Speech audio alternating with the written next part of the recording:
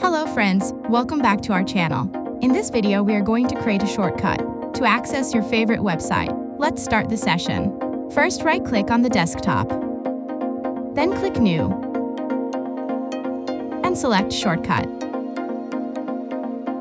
In this windows, we have to enter your favorite website link. Here I'm entering the YouTube link, then click Next to continue. Here we can provide a name to the shortcut. I'm naming as YouTube. Then click Finish to create the shortcut. The shortcut has been created for your favorite website. Let's verify is it working. Just double-click to the shortcut to access your favorite website.